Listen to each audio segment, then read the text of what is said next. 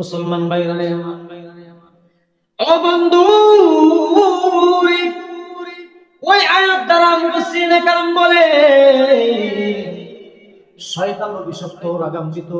আল্লাহ রাব্বুল আলামিন গুসার সময় শয়তান যদি আল্লাহর কাছ থেকে যদি দোয়া করে দোয়া মঞ্জুর করাইতে পারে, সে কিন্তু কাফের হয়ে গেছে, মুশরিক হয়ে গেছে, সে কিন্তু আল্লাহকে মানে না। মুসলমান, তখন শুনো, তুমি ভালো করে শুনো, কাফির হওয়ার পরেও আল্লাহ গুসার সময়ও যদি ইবলিসের দোয়া করে থাকেন, আপনি আমি যারা আল্লাহকে মানি, আপনি আমি যারা আল্লাহকে বিশ্বাস করি, আপনি আমি যারা আল্লাহকে সিজদা করি, আল্লাহ মনে হয় আমাদের ডাক শুনবেন না? অবশ্যই শুনবেন। আপনি সকাল বিকাল যখনই ডাকবেন, আল্লাহ রাব্বুল আলামিন বলেন উদউনি আস্তাজিব লাকুম ইন্নাল্লাযীনা ইস্তাকবিরুনা আন ইবাদাতি সায়াদখুলুনা জাহান্নামা দাখিরিন। তোমরা আমার কাছে দোয়া করো, তোমরা আমার কাছে দোয়া করো, আমি তোমাদের দোয়া কবুল করব। আর নিশ্চয়ই দোয়া একটা ইবাদত। দোয়া কি? একটা ইবাদত। অনেকে দোয়া সহ্য করতে পারে না। আদ-দুআউ মুখুল ইবাদা। ইবাদতের মূল মগজ হচ্ছে দোয়া। ও মুসলমান, মুফাসসিরিনে কেরাম বলেন, আপনি আমি যদি আল্লাহর কাছে দোয়া করি, হাদিসের মধ্যে পাওয়া যায় রাসূল বলেন সমস্ত মুসলমানের দোয়া কবুল হয়। দোয়া কবুল হয় তিন ভাবে। এক ভাগে হইল আপনি আমি যা চাই তা আল্লাহ রাব্বুল আলামিন সেভাবে দিয়ে থাকেন।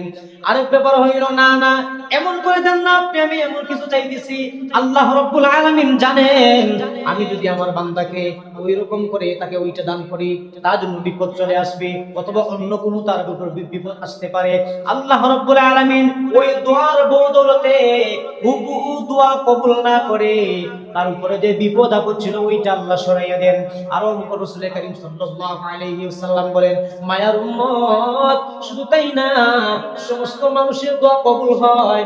3 নাম্বার সূরত হইল কিয়ামতের দিন সে দেখবে তার আমলনামায় অনেক সওয়াব লেখা, অনেক বড় বড় প্রতিদান, অনেক বড় বড় হজ করনেওয়ালা, অনেক বড় বড় যাকাত দিনেওয়ালা, অনেক বড় বড় রোজা রাখনেওয়ালা, অনেক বড় সওয়াবের কাজ সে করেছে। সেটা দিয়ে বলবেন, হে রব্বুল আলামিন,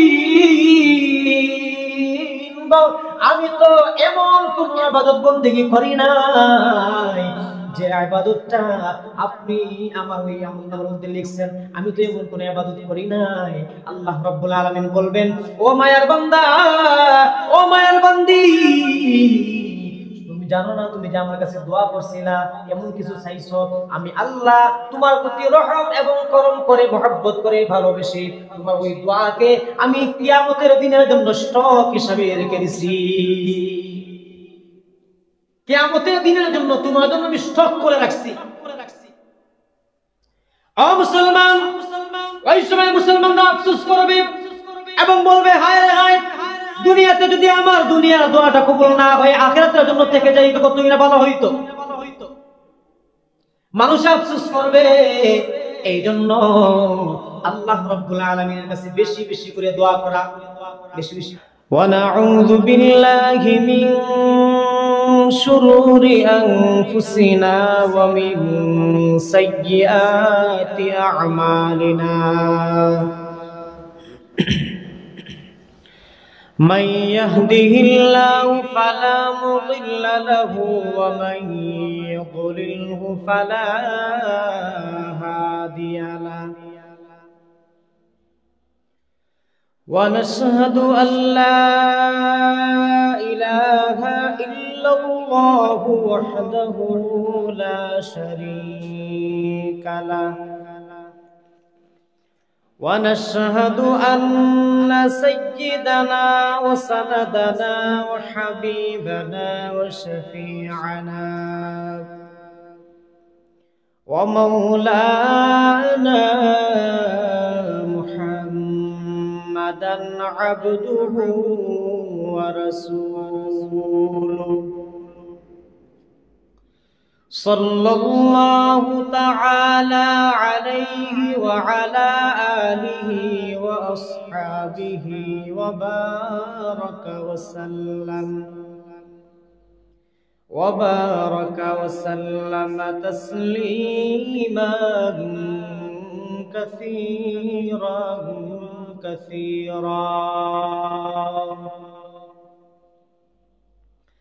अम्मा बअद फअऊज़ु बिल्लाहि मिनश शैतानिर रजीम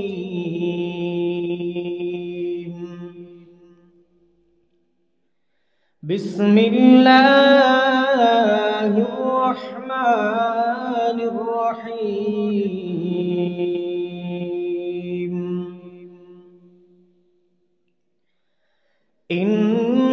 इन्नल्लाह ला यग़फ़िरु अन युश्रक बिही व यग़फ़िरु मा दून ज़ालिका लिमन यशा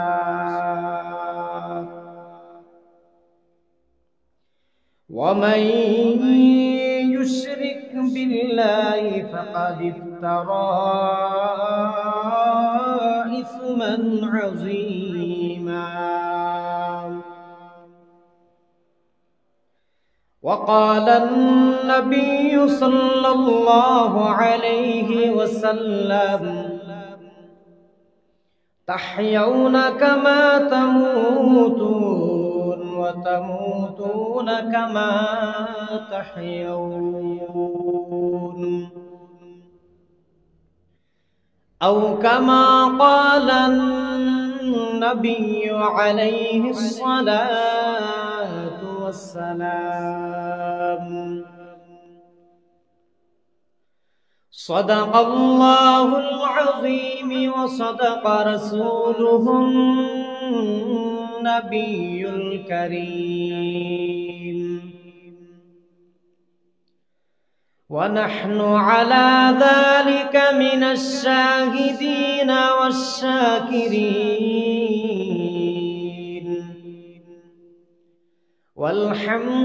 वल्हम्दुलिल्लाहि रब्बिल आलमीन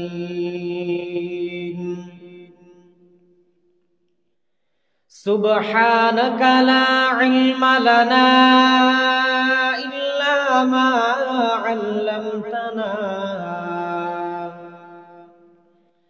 इन्नक अंतल अलीमुल हकीम वक़ाल अल्लाहु तबारक व तआला फी शान हबीबिही व महबूबिही व मअशूक़िही इन्नल्लाह व मलाइकतहु युसल्लूना अलन नबी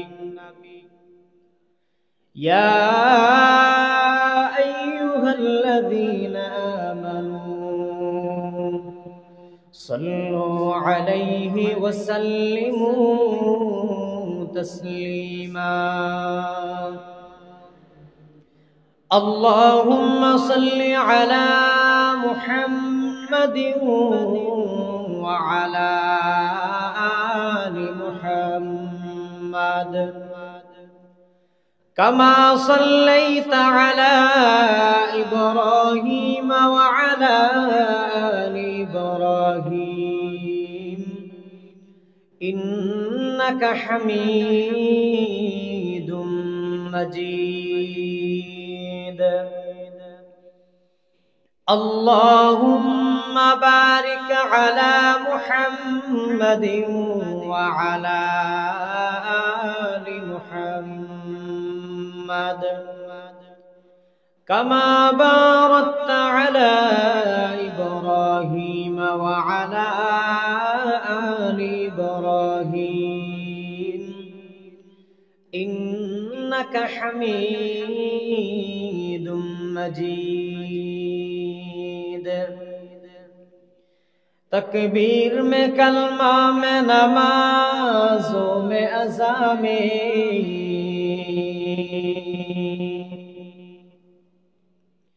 तकबीर में कलमा में नमाज़ों में अज़ा में है नाम इलाही से मिला नाम मुहम्मद है नाम इलाही से मिला नाम मुहम्मद मुहम्मद की निशाना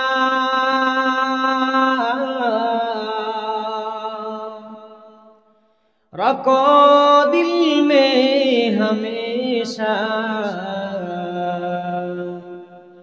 ताकि शबी मुर्दे कमल उम्मते मुस्तफा सल्लल्लाहु अला सय्यिदिना व मौलाना मुहम्मद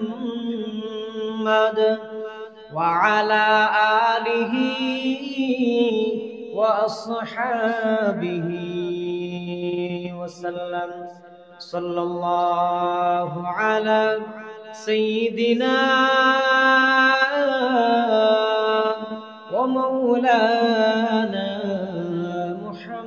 मुहम्मद व अला आलिहि व अस्हाबिहि वसल्लम بلغ العلا بكماله كشف الدجى بجماله حسنت جميع خصاله صلوا عليه وآله لا إله إلا الله لا إله إلا الله لا إله إلا الله لا إله إلا الله لا إله إلا الله لا إله إلا الله لا إله إلا الله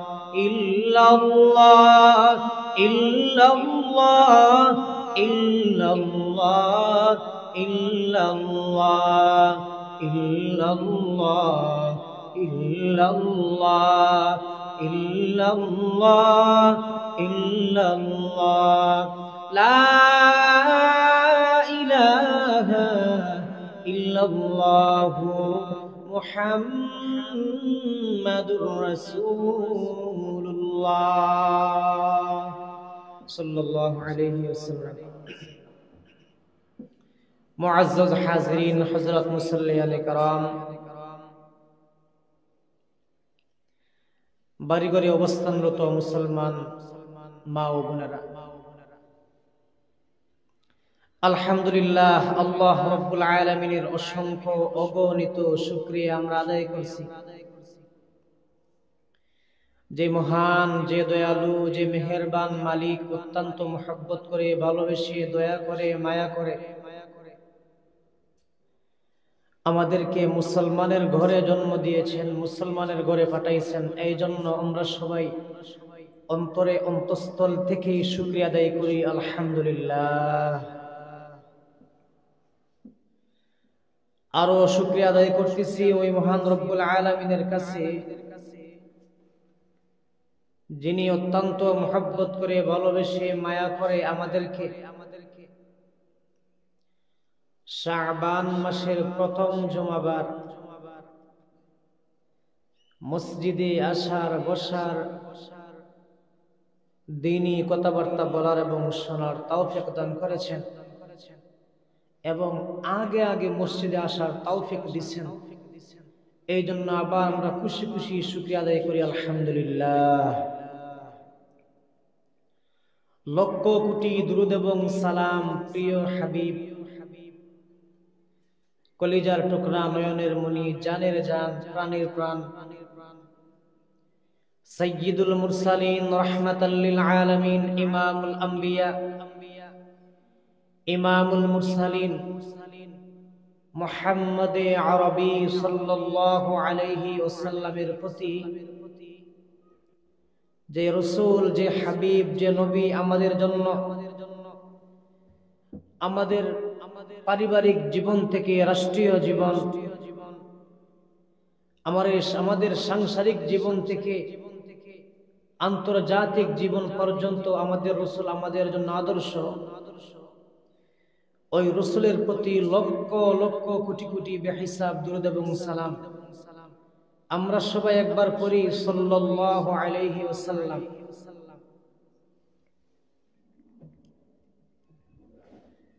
মুআজ্জাজ হাজিরিন, আল্লাহ রাব্বুল আলামিন আমাদেরকে দৌলতে ঈমান দান করেছেন, মুসলমানের ঘরে পাঠাইছেন। এই নিয়ামতে যদি আপনি আমি শুকরিয়া আদায় করি এবং ওই নিয়ামতের শুকরিয়া আদায় করতে গিয়ে যদি জন্ম থেকে মৃত্যু পর্যন্ত যদি শুধু আল্লাহ রাব্বুল আলামিনের কুদরতি পায়ে সিজদা দিয়ে পড়ে থাকি, তবু উক্ত নিয়ামতের শুকরিয়া আদায় করা আমাদের পক্ষে সম্ভব নয়। আল্লাহ রাব্বুল আলামিনের নবী হযরত দাউদ আলাইহিস সালাতু ওয়াস সালামকে বললেন, ও দাউদ, তোমাকে যে আমি নিয়ামত দান করেছি তুমি ওই সমস্ত নিয়ামতের শুকরিয়া আদায় করো। দাউদ আলাইহিস সালাতু ওয়াস সালাম বলেন, আল্লাহ, আপনি আমাকে নিয়ামত দিয়েছেন, আমি কিভাবে আপনার নিয়ামতের কদর, নিয়ামতের শুকরিয়া আদায় করব? আল্লাহ রাব্বুল আলামিন বলেন, ও দাউদ, তুমি নিয়ামত পাওয়ার পরে তুমি যদি একবার বলো আলহামদুলিল্লাহ, তাহলে তোমার নিয়ামতের শুকরিয়া আদায় হয়ে যাবে। আল্লাহর নবী হযরত দাউদ আলাইহিস সালাতু ওয়াস সালাম বলেন, আল্লাহ, আমি যে আপনার জন্য আলহামদুলিল্লাহ বলবো নিয়ামত পাওয়ার পরে, ওই আলহামদুলিল্লাহ বলার নিয়ামতটা দিছে কে? বুঝেন নাই? আপনি আমাকে এত এত নিয়ামত দিচ্ছেন,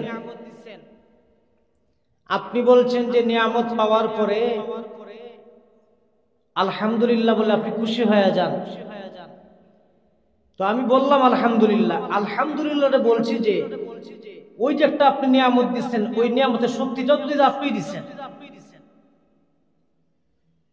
আল্লাহ রাব্বুল আলামিন বললেন, ও দাউদ, তুমি যে এতটুকু বুঝছো এটা অনেক বড় একটা অনুদান, অনেক বড় একটা নিয়ামত। কেমন নিয়ামত আল্লাহ দিচ্ছেন? ওয়া ইন তাউদ্দু নি'মাতাল্লাহি লা তুহসুহা। আল্লাহ বলেন, যদি তোমরা আমার নিয়ামতে গণনা শুরু করো, গণনা করতে করতে কালি শেষ হয়ে যাবে, কলম শেষ হয়ে যাবে, মুখের ফেনা শেষ হয়ে যাবে, মুখের পানি শেষ হয়ে যাবে, তারপরেও নিয়ামতের শুকরিয়া, নিয়ামতের হিসাব তোমরা করতে পারবা না। আল্লাহ রাব্বুল আলামিন মানুষকে বানাইছেন, বিশেষ করে প্রথমে হযরত আদম আলাইহিস সালাতু ওয়াস সালামকে বানাইছেন। বানানোর পরে হুকুম করছেন, ও ফেরেশতারা, তোমরা সিজদা করো আদমকে, সম্মান সুযোগ সিজদা করো। সবাই সিজদা করছেন। আল্লাহ বলেন, ইল্লা ইবলিস, ইবলিস শয়তান যে, সে কিন্তু সিজদা করে নাই। আল্লাহ বলেন, তুমি কেন সিজদা করলা না? উনি বলেন, আনা খায়রুম মিনহু খালাকাতানি মিন নার ওয়া খালাকাতাহু মিন তিন। আমি আদমকে সিজদা করব মানে আমি তার থেকে উত্তম, তার থেকে ভালো, তার থেকে শ্রেষ্ঠ আমি কেন? আল্লাহ, আপনি আমাকে বানাইছেন আগুন দ্বারা, আর আদমকে বানাইছেন মাটি দ্বারা। তো মাটি থেকে আগুন শ্রেষ্ঠ, আগুন উপর দিকে উঠে, মাটি নিচের দিকে যায়। সামনে যদি আগুন ধরান, আগুন যদি জ্বালানো হয়, আগুনটা উপর দিকে উঠে, আর যত উপর দিকে আপনি ডিল মারেন মাটি দিয়ে, মাটি কোথায় যায়? নিচের দিকে যায়। ও শয়তানে বলে, ইবলিসে বলে যে আমি তার থেকে শ্রেষ্ঠ, আমাকে আপনি বানাইছেন আগুন দ্বারা আর আদমকে বানাইছেন মাটি দ্বারা। উল্টা বুঝায় যে নিয়ম তো আদমে আমাকে সেজদা করতে, বুঝায় কি? যাই হোক, আল্লাহ রাব্বুল আলামিন বলছেন উখরুজ ফাইন্নাকা রাজিম, বের হয়ে যাও আমার দরবার থেকে, জান্নাত থেকে বের হয়ে যাও, তুমি অভিশপ্ত। কিয়ামত পর্যন্ত তোমার অভিশাপ। ওই সময় শয়তান বলছিল আল্লাহ, যে আদমের কারণে আমি আপনার এই দরবার থেকে অবাঞ্ছিত ঘোষণা করা হইল, আমাকে আপনার রহমত থেকে আমি দূরে সরিয়ে গেলাম। তাহলে শুনেন, আমি আপনার আদমকে ডানে বামে সামনে সামন পিছন থেকে কুমন্ত্রণা দেব, ধোঁকা দেব। আদম এবং আদম সন্তানকে আমি জান্নাতে যাইতে দেব না, জান্নাতে ঢুকতে দেব না। আল্লাহ রাব্বুল আলামিন ওই রকম সে আরো অনেক দোয়া করছে। ওই সময় আল্লাহ গুসা ছিলেন। কি ছিলেন? গুসা ছিলেন যে আল্লাহ, আপনি আমাকে আদমের কারণে জান্নাত থেকে বের করে দিচ্ছেন, অথচ আমি হইলাম আপনার রাইসুল মালাইকা, ফেরেশতাদের সরদার, মুআল্লিমুল মালাইকা, আপনার ফেরেশতাদের শিক্ষক আমি। এরপরও আদমকে সিজদা না করার কারণে আপনি আমাকে বের করে দিচ্ছেন। তাহলে আপনার কাছে দুইটা দোয়া করি আমি। কি দোয়া? আল্লাহ, আপনি আমার হায়াতে কিয়ামত পর্যন্ত বাড়ায় দেন। সুবহানাল্লাহ বলবেন না?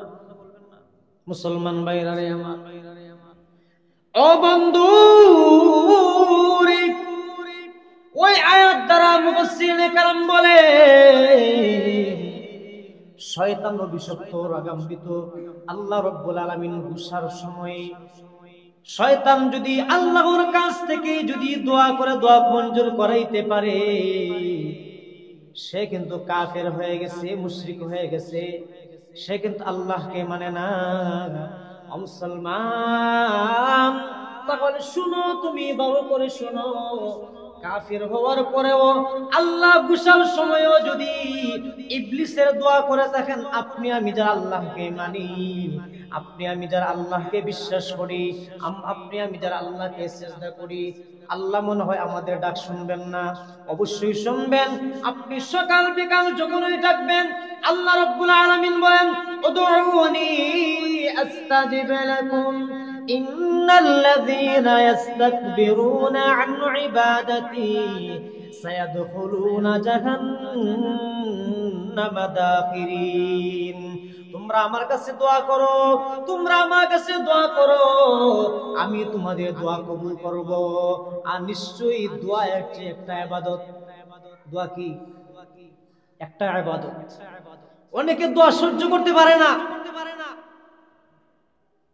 আদ-দুআউ মুখুল ইবাদা,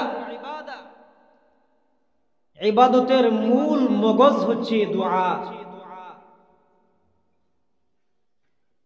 ও মুসলমান, মুফাসসিরিনে কেরাম বলেন, আপনি আমি যদি আল্লাহর কাছে দোয়া করি, হাদিসের মধ্যে পাওয়া যায় রাসূল বলেন সমস্ত মুসলমানের দোয়া কবুল হয়।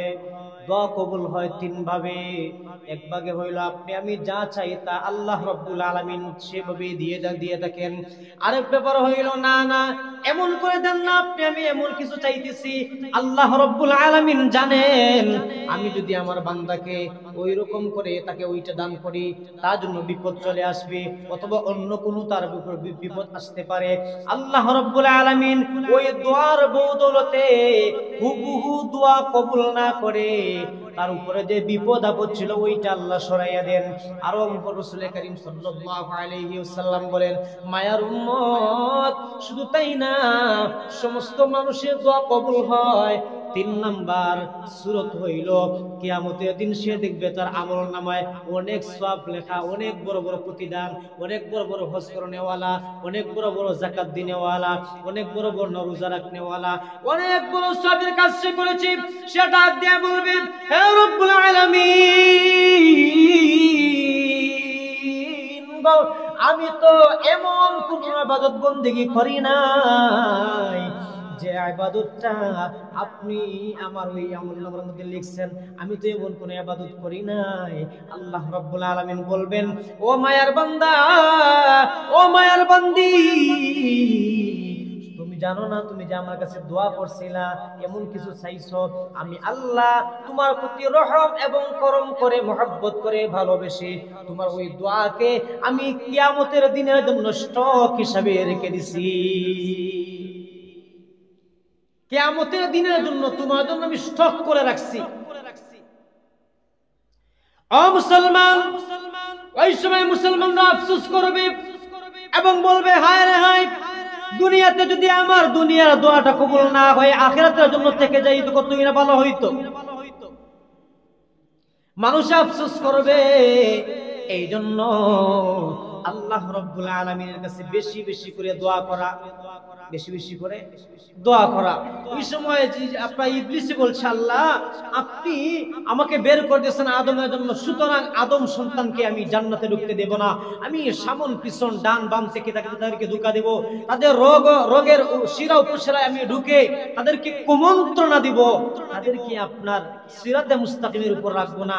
আল্লাহ বলছেন, এরকম আমাকে বুঝাইছেন, ও ইবলিস, ও ইবলিস, শোনো, তুমি আমার বান্দাকে 1 থেকে 80, 200, 500 বছর তুমি গুনাহ করাইতে পারবা, তার কণ্ঠনালীতে আপনার দম আসার আগে, শ্বাস প্রশ্বাস আগে, শ্বাস প্রশ্বাস যখন মানুষের কণ্ঠনালীতে অর্থাৎ সাকরাত যখন শুরু হয়, এর আগেও যদি, সাকরাত শুরু হওয়ার আগেও যদি আমার কোন মায়ার বান্দা এবং বান্দি বলে, মালিক আমি জীবনে অপরাধ করছি, অন্যায় করছি, বেয়াদবি করছি, আল্লাহ না বুঝে করছি, মেহেরবানি করে আমাকে মাফ করিয়া দিন, শয়তান তুমি শোনো, আমি আমার বান্দা বান্দির জীবনের সমস্ত গুনাহ মাফ করিয়া দিব। ঘটনা একটা দুইটা নিতে কত ঘটনা আমরা জীবনে শুনছি, হিসাব আছে। সে শয়তানের চারদিক বলছে, সামন পিছন ডান বাম, দুইটা দিক রয়ে গেছে, আল্লাহ তাকে ভুলাইয়া দিছে। কেন? শয়তানের আক্রমণ চতুর্দিকে হয়, কিন্তু আসল দুইটা জিনিস এখনো রয়ে গেছে, যে দুইটা আল্লাহ শয়তানকে ভুলাইয়া দিয়েছেন বান্দা এবং বান্দির মহব্বতের কারণে। সেটা কি? ও বন্ধু, আমার রাসূল বলেন, কেউ যদি 80 বছর 100 বছর নাফরমানি করে, পাপাচার করে, করার পরেও যদি রব্বুল আলামিনের দিকে 2 হাত উঠায়, 2 হাত এইভাবে উত্তোলন করে এবং বলে, মালিক আমাকে মাফ করে দেন, অথবা দোয়া পড়ে, রব্বানা যালামনা আনফুসানা ওয়া ইন লাম তাগফির লানা ওয়া তারহামনা লানাকুনান্না মিনাল খাসিরিন। ربنا آتنا في الدنيا حسنة وفي الآخرة حسنة وقنا عذاب النار। এমন করে যদি দোয়া করে, কত বলে, আল্লাহ জীবনে অনেক অপরাধ করছি, মেহেরবানি করে মাফ করিয়া দিন, আমি বুঝি নাই, অন্যায় করছি, বেয়াদবি করছি, এমন করে যদি সে কাঁদে, আমার রাসূল বলেন, ও মায়ার উম্মত, আমার ওই উম্মত যদি তার চক্ষু থেকে আল্লাহর ভয়ে, আল্লাহর ভালোবাসায় সামান্য মশা এবং মাছির দানা পরিমাণ যদি চক্ষু থেকে একটু পানি ছাড়তে পারে, আল্লাহ রাব্বুল আলামিন তার জিন্দেগীর সমস্ত গুনাহ আল্লাহ মাফ করিয়া দে। মুসলমান ভাইরা আমার রাসূল বলেন, শুধু তাই না, মুসলমান নরনারী বান্দা বান্দি যদি আল্লাহ রাব্বুল আলামিনের বিধান যদি পালন করে সিজদা দেয়, ও মুসলমান, আপনি আমি দেখি সিজদাটা দিতেছি টাইসের মধ্যে, আপনি আমার চৌকে বসেন, ওই সিজদাটা আপনার জায়নামাজে দিতেছি, মাটির মধ্যে দিতেছি, পালঙ্গের উপরে দিতেছি। আমার রাসূল বলেন, না না, ও মায়ার উম্মত, তুমি যে সিজদাটা দিলা, ওই সিজদাটা স্বয়ং আল্লাহ রাব্বুল আলামিনের পায়ের মধ্যে সিজদা দিলা। ও বন্ধু,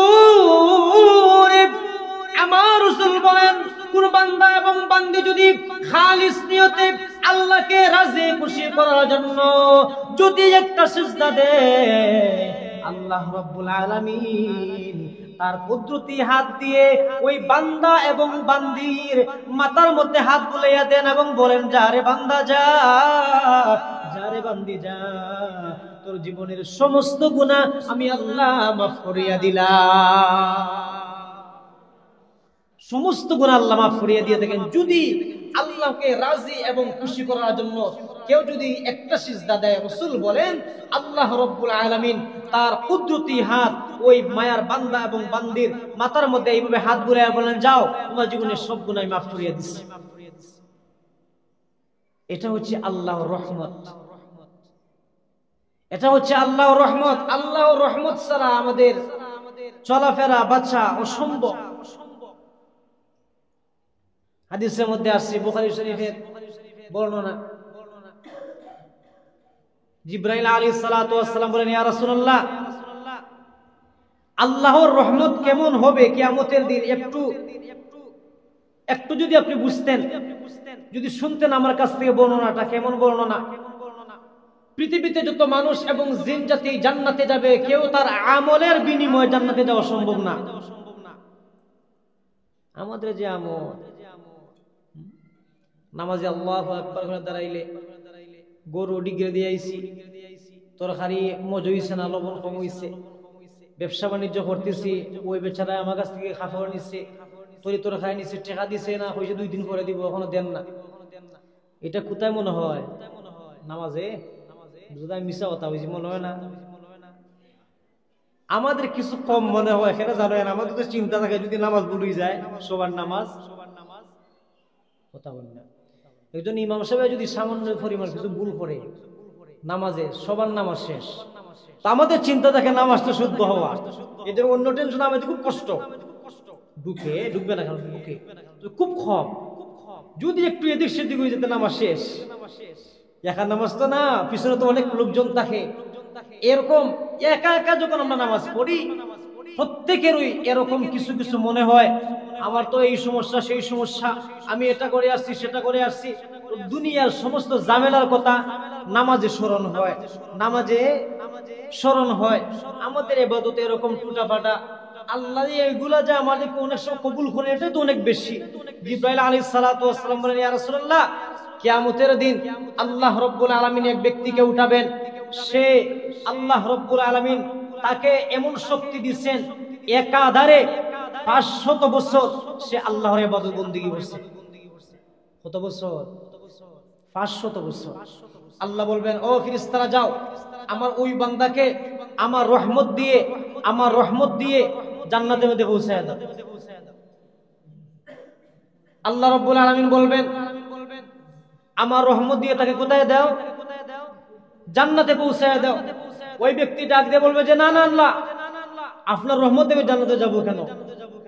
আমি যে ইবাদত করছি 500 বছর, ওই 500 বছরের ইবাদতের বিনিময়ে আপনি আমাকে জান্নাত দান করুন। আল্লাহ রাব্বুল আলামিন বলছেন, ঠিক আছে, ঠিক আছে, তোমার আমলের বিনিময়ে তোমাকে আমি জান্নাত দেব। ঠিক আছে ফেরেশতা, দেখো তো তার আমলের বিনিময়ে কেমন করে হয়। ফেরেশতারা গনে গনে দেখতেছেন যে ওই ব্যক্তি 500 বছর আমল করছে, 500 বছরের আমলের বিনিময়ে মাত্র একটা চক্ষুর দাম হইছে। চোখ বুঝলেন না? চোখ 500 বছরের আমলের বিনিময়ে মাত্র একটা চক্ষুর বিনিময় হইছে। আল্লাহ রাব্বুল আলামিন বলবেন, ও বান্দা, তুমি না অনেক জায়গায় ছিলা, এমন একটা সমুদ্রের মধ্যখানে ছিলা। জিবরাইল আলাইহিস সালাতু ওয়াস সালাম বলেন, ওই বান্দাটাকে আল্লাহ দুনিয়াতে থাকতে এমন ভাবে রাখছেন যে সে একটা পাহাড়ের মধ্যে ছিল, যে পাহাড়ের প্রস্থ এবং দৈর্ঘ্য 30 হাত, লম্বা এবং ফাতারে 30 হাত। আপনার এরকম বড় একটা পাহাড়ের মধ্যখানে সে ছিল। ওই পাহাড়ে ছিল আবার বিশাল বড় সমুদ্রের মধ্যখানে, বিশাল বড় সমুদ্রের মধ্যখানে। এটা হাদিসের ভাষা, আমি ব্যাখ্যা করতেছি। এরপরে সমুদ্রের মধ্যখানে ছিল ওই পাহাড়টা, কিন্তু সমুদ্রের পানি ছিল লবণাক্ত। সমুদ্রের পানি ছিল লবণাক্ত। লবণাক্ত পানি খাওয়া যায়নি, সব সময় পানি পান করা যায় না। আল্লাহ রাব্বুল আলামিন ওই যে 30 হাত লম্বা এবং 30 হাত এইভাবে দৈর্ঘ্য যে কি ছিল, পাহাড় ছিল, ওইখানের মধ্যে একটা পাথর রাখছেন, একটু বড় পাথর। ওই পাথরের দিক দিয়ে আল্লাহ রব্বুল আলামিন ওই বান্দার জন্য পানি বাহির করেন, পানি, মিষ্ট পানি বাহির করতেন। প্রতিদিন ঝর্ণা এখানে রাখছেন, ওই ঝর্ণা থেকে প্রতিদিন পানি বের হইতো। ওই 500 বছর যে ব্যক্তি ইবাদত বন্দেগী করছে ওই এখান থেকে পানি পান করত। সুবহানাল্লাহ বলবেন না? পাথরের ভিতর থেকে আল্লাহ পানি বার করেন। শুধু তাই না, সমুদ্রের মধ্যখানে বিশাল বড় সমুদ্র, মাত্র 30 হাত পাহাড়, এর ভিতরে পাথর থেকে ঝর্ণা। আবার আল্লাহ রব্বুল আলামিন ওই তার বান্দার জন্য যে 500 বছর একাধারে ইবাদত বন্দেগী করতেছে তার জন্য আল্লাহ রব্বুল আলামিন ওই পাহাড়ের মধ্যখানে আরেকটা গাছ লাগাইয়া রাখছিলেন, নাম ছিল ডালিম গাছ। কি গাছ? ডালিম গাছ। ওই ডালিম গাছে প্রতিদিন একটা করে ফল ধরতো রাত্রে। ওই সময় রাত্রিবেলা ওই বান্দার জন্য প্রতিদিন একটা ডালিম ধরতো। ওই ব্যক্তি তাহাজ্জুদের সময় উঠে সমুদ্রের লবণাক্ত পানি দিয়ে উযু করে আসার সময় সে ডালিমকে পেরে নিয়ে আসতো। সারাদিন সে খাইতো, ঝর্ণা থেকে মিষ্ট পানি বের হইতো, পানি সে পান করতো, সেজদা দিত লম্বা লম্বা, দোয়া করতো লম্বা লম্বা। এবং সে বলছিল, আল্লাহ আপনি আমাকে যখন আমার আপনার হায়াতটা শেষ হয়ে যাবে, আমি যখন সিজদায় থাকবো, আপনি আমাকে মওতটা দিয়েন এবং আপনি আমার শরীরকে পোকামাকড় সহ, মাটি, পানি, সমুদ্রের মাছ সহ যা কিছু আছে তারা যেন আমার শরীরকে না খায়। আমি যেইভাবে মারা যাব সিজদা অবস্থায়, কিয়ামতের দিন যেন সিজদা অবস্থায় উঠি। মনে হয় আপনারা বুঝুন না, সুবহানাল্লাহর আওয়াজ বুঝলে আপনারা ঘুম আছে। কেউ যেন আমার শরীর না খায়। দোয়া করছেন, দোয়া আল্লাহ কবুল করছেন। জিবরাইল আলাইহিস সালাতু ওয়াস সালাম বলেন, ইয়া রাসূলুল্লাহ, আমি যে এখন ওই আকাশ থেকে আপনার কাছে আসছি, আমি এখনো দেখে আসছি ওই ব্যক্তি সেজদার মধ্যে আছে, অর্থাৎ সে মারা গেছে, তার লাশটা এখনো সেজদা অবস্থায় আছে। কিয়ামতের দিন আল্লাহ তাকে তুলবেন, বলবেন, ও আমার বান্দা, আমার রহমতে তুমি জান্নাতের ভিতরে চলে যাও। সে বলবে যে, আল্লাহ আপনার রহমত আমার দরকার নাই, আমি যে 500 বছর আপনার ইবাদত বন্দেগী করছি এবং ওই যে কিয়ামত পর্যন্ত আপনাকে সাক্ষী রাখার জন্য আমি যে সেজদা অবস্থায় লাশটা রয়ে গেল, এটার বিনিময়ে জান্নাত দাও। আল্লাহ বলেন, ফেরেশতা দেখো তো তার ইবাদতের বিনিময়ে কোনো কিছু আছে কিনা। ফেরেশতারা খুঁজে খুঁজে বের করবেন। সারা জীবনের ইবাদতের বন্দেগীর বিনিময়ে মাত্র একটা চক্ষুর দাম হইছে। ও মুসলমান, আল্লাহ রব্বুল আলামিন আমাদেরকে দুইটা চক্ষু দিবেন, নাক দিবেন, দাঁত দিবেন, জিহ্বা দিবেন, কান দিবেন, অঙ্গ প্রত্যঙ্গ দিবেন। আপনি আমি সিজদা দিতে পারতেছি, আসতেছি, যাইতেছি, মসজিদে আসা যাওয়া করতে পারতেছি। কার দয়া? আল্লাহ রব্বুল আলামিনের দয়া। সে ব্যক্তি বলবে যে, আল্লাহ ঠিকই তো, আমি তো আসলেই অপারগ। ওই সময় বলবে যে, আল্লাহ আপনি আমাকে জান্নাত দেন। সে বলবে, আল্লাহ কিসের আল্লাহ বলবেন কিসের বিনিময়ে? সে বলবে, আপনার রহমতের বিনিময়ে। আল্লাহ রব্বুল আলামিন বলবেন, এখন তুমি আমার রহমতটা চিনলা, আগে তুমি চিনলা না। ও বান্দা, সমুদ্রের মধ্যখানে মাত্র 30 হাত দৈর্ঘ্য এবং প্রস্থ ওই পাহাড়ের ভিতরে তোমাকে আমি পাথর থেকে পানি বের করে দিলাম, তোমাকে কে কিসের বিনিময়ে? বলে, আল্লাহ আপনার রহমতের বিনিময়ে। ওই পাহাড়ের ভিতরে একটা গাছ, ডালিম গাছ, প্রতিদিন একটা ডালিম দিত। কার জন্য? বলে, আল্লাহ আপনার আমার জন্য। কিসের মাধ্যমে? বলে, আপনার রহমতের মাধ্যমে। তোমাকে সমুদ্রের মধ্যখানে আমি নিরাপদে রাখলাম, তোমাকে 500 বছর ইবাদত বন্দেগী করার তৌফিক দিলাম। কিসের বিনিময়ে? বলে, আল্লাহ আপনার রহমতের বিনিময়ে। সুতরাং আল্লাহ আপনি এতটুকু রহমত করছেন, আপনিও আজকেও আমাকে রহমতের বিনিময়ে জান্নাত দান করুন।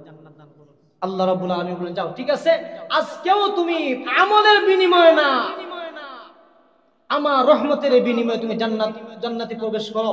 ওই সময় রাসূল কারীম সাল্লাল্লাহু আলাইহি ওয়াসাল্লাম বলেন, ও আমার সাহাবায়ে কেরাম, সমস্ত মানুষ যাদেরকে আল্লাহ মাফ করবেন, সমস্ত মানুষ যাদেরকে আল্লাহ রহমত কি জান্নাত দিবেন, সবাইকে আল্লাহর রহমতের বিনিময়ে। আল্লাহ যদি রহমত না করেন তাহলে কেউ বাঁচার কোনো উপায় নাই। আল্লাহ রাব্বুল আলামিন জানায় দিবেন, ও দুনিয়ার গুনাহগার, ইমানদার, নরনারী, মুসলমান, জিন, ইনসান, কাফির, বেঈমান, যে কোনো মানুষ হও না কেন, তুমি যতই গুনাহ করো তুমি আমার রহমত থেকে নিরাশ হইও না। قل يا عبادي الذين أسرفوا على أنفسهم لا تقنطوا من رحمة الله إن ইন্নাল্লাহা ইয়াগফিরুয যুনুবা জামিআ ইন্নাহু হুয়াল গফুরুর রহিম। ও মুসলমান, আল্লাহ রাব্বুল আলামিন বলতেছেন, ও নবী, আপনি আমার বান্দাদেরকে বলে দিন তারা যেন আমার রহমত থেকে নিরাশ না হয়।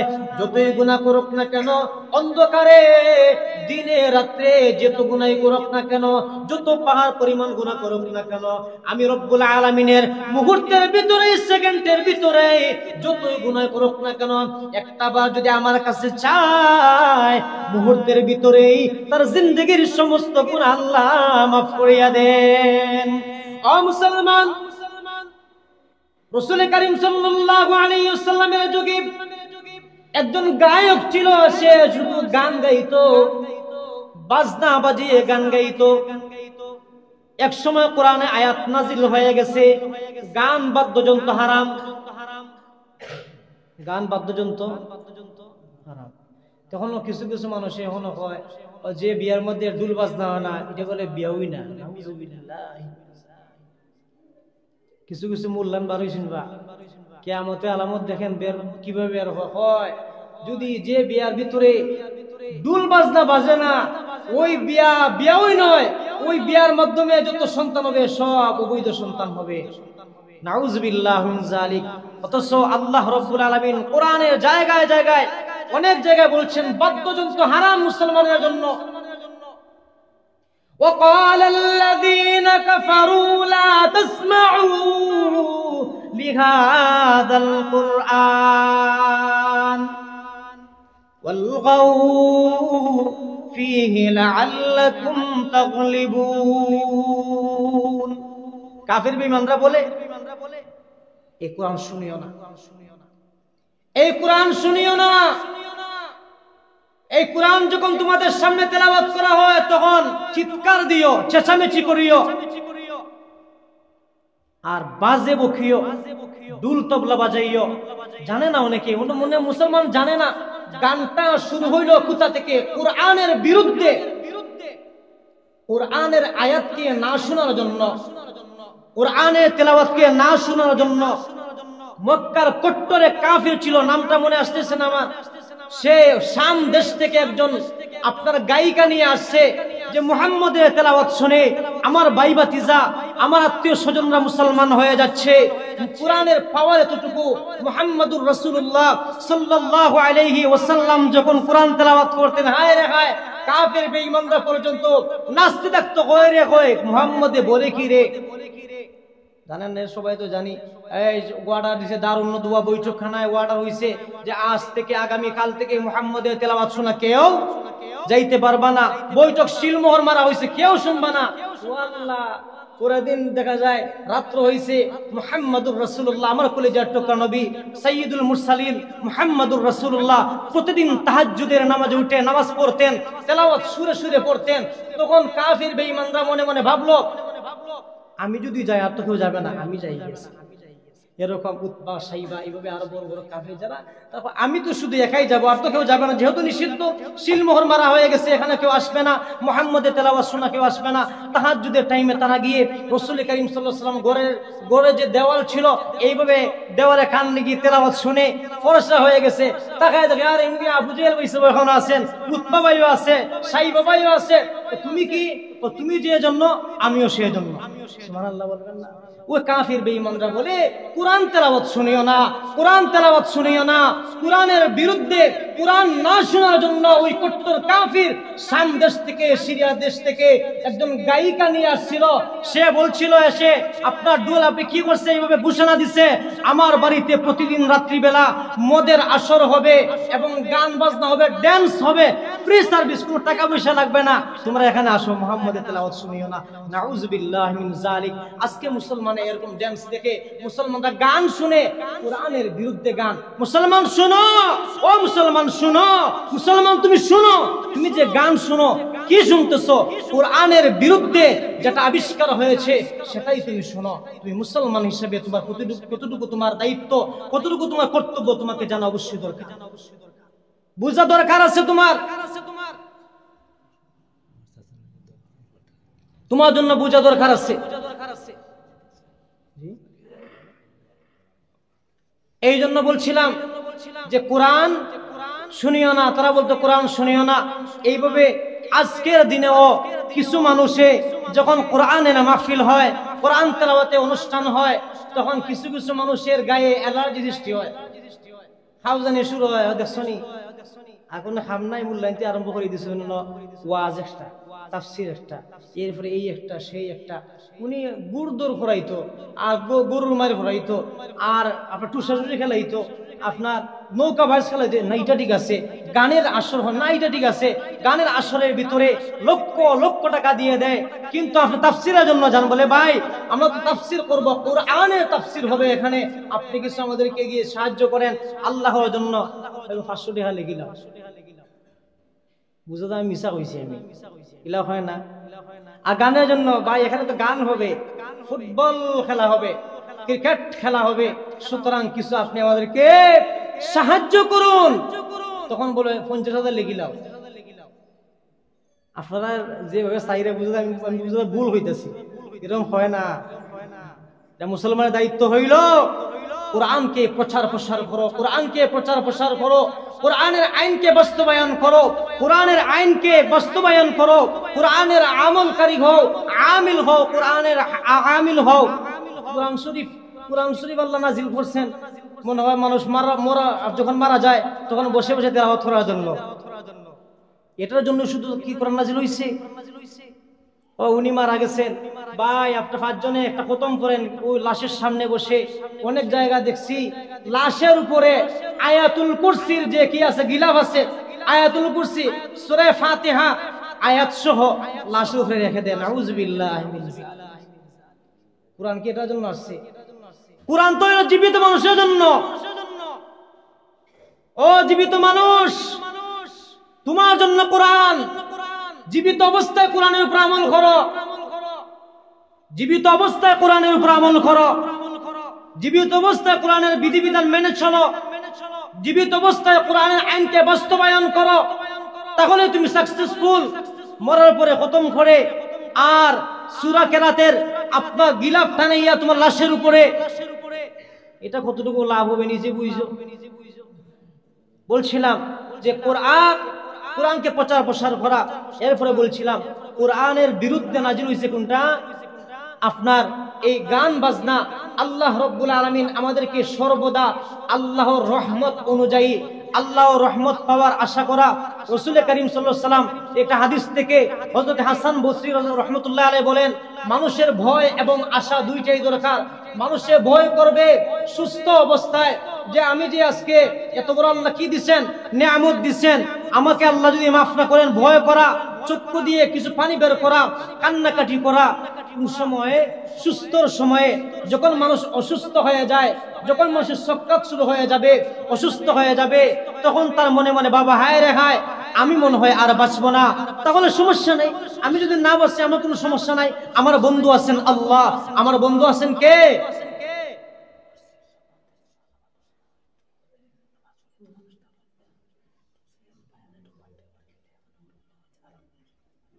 ঠিক আছে, যে মরার সময়ে ওই সময় ভয় না করা, শেষ সময়ে ভয় না করা, শেষ সময়ে আল্লাহর প্রতি ধারণা রাখা, আল্লাহ আমাকে মাফ করিয়া দিবেন, আল্লাহ আমাকে মাফ করিয়া দিবেন।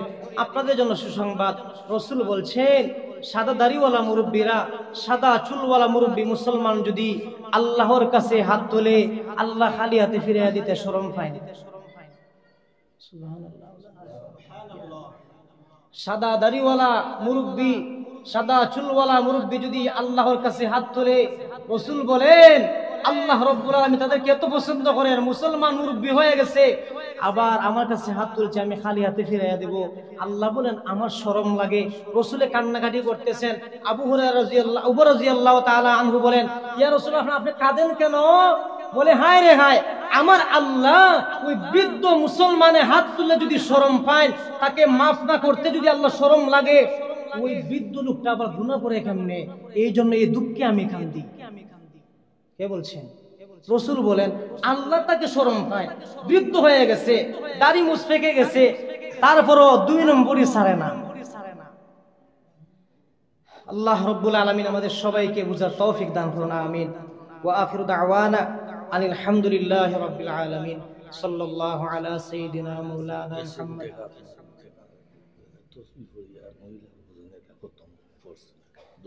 وعلى آله وأصحابه وسلم.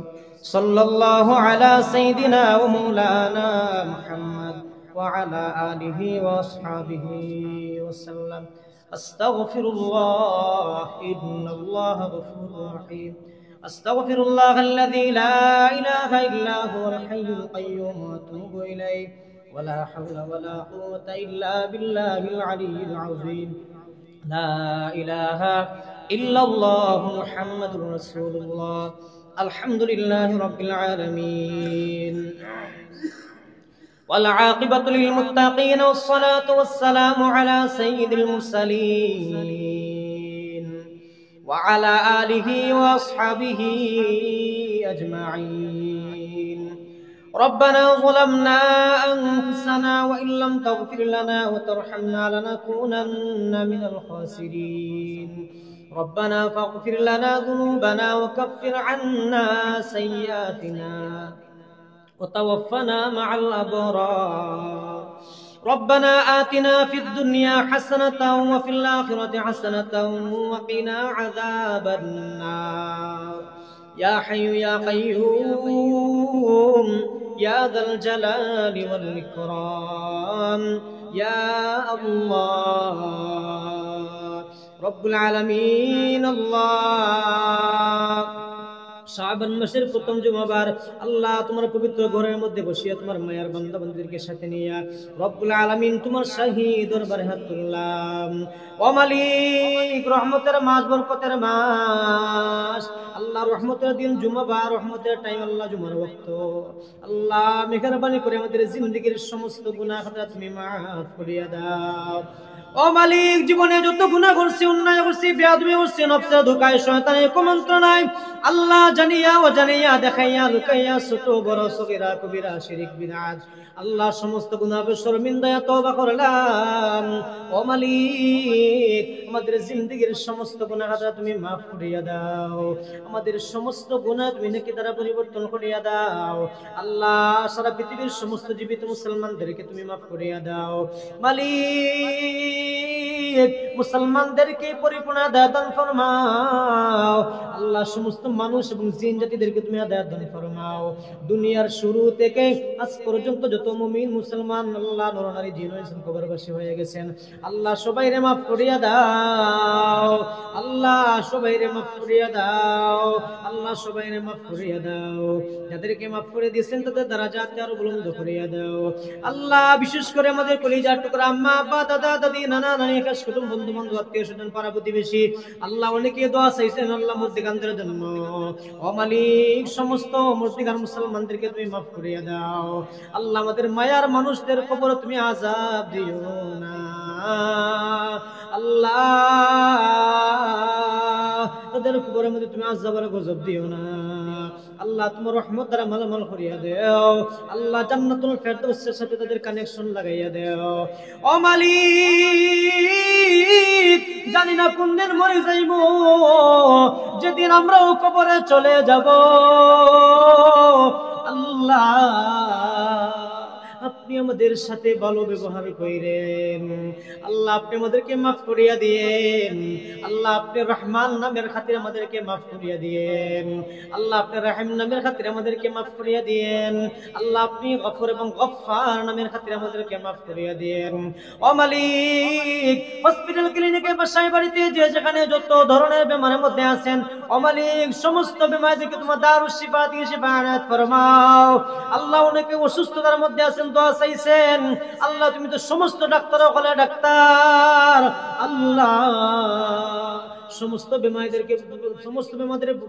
তুমি রহমত করম ফরমাও আল্লাহ, সমস্ত অভাবীদের অভাবে তুমি দূর করিয়া দাও আল্লাহ, সমস্ত পেরেশানিদের পেরেশানি দূর করিয়া দাও, সমস্ত অশান্তি ওনাদেরকে শান্তি দান ফরমাও আল্লাহ, সমস্ত মুসিবত ওনাদের মুসিবত দূর করিয়া দাও আল্লাহ, সমস্ত ঋণ ওনাদের ঋণ আদায় করার তৌফিক এনায়েত ফরমাও আল্লাহ, আমাদের আত্মীয় স্বজন পাড়া প্রতিবেশী ভাই বেড়াতো যারা বিদেশ বাড়িতে আছেন প্রত্যেকেরই আমন সালামতের জিন্দেগি দান ফরমাও আল্লাহ, কোন প্রবাসীর অশান্তির মধ্যে রাখিও না আল্লাহ, কফিনের ভিতরে ভরিয়া লাশ বানাইয়া বাড়িতে পাঠাইও না আল্লাহ, তাদেরকে তাদের নিরাপত্তা সাদরদার তাদেরকে ডাকিয়া লো ও মালিক।